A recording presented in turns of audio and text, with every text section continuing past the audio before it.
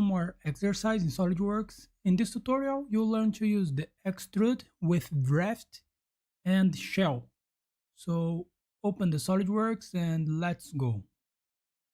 The first step to create this part, we will select the top plane and make this sketch. And the first thing that we'll make, we will create this square with 50 millimeters, and the midpoint will be in the center of this line. And then we will create this arc with 25 millimeters of radius, and the center of this arc is in the center of this line. So open the SolidWorks, go to Sketch, select the top plane, and select corner rectangle. Make a rectangle here, and go to Smart Dimension. The distance here, 50 millimeters and 50 millimeters here.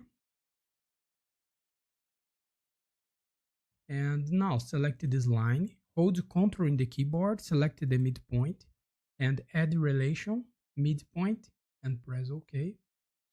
And now go to center point arc, find the center of this line, and make an arc here. Okay.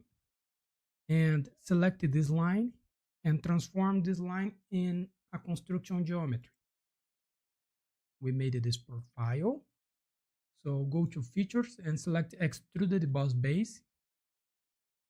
And the contour here, select this area. And we need to extrude this 25 millimeters with a draft angle of 15 degrees. So the distance 25 millimeters. We will change the direction. So click here to change the direction.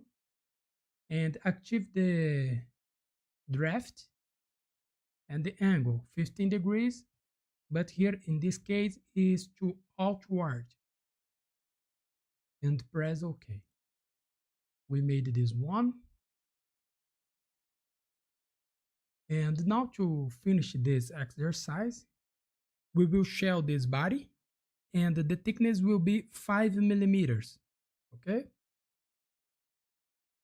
So go to shell, and here we will select the face that we want to remove, the top face, and the distance, the thickness is 5 millimeters, and press OK.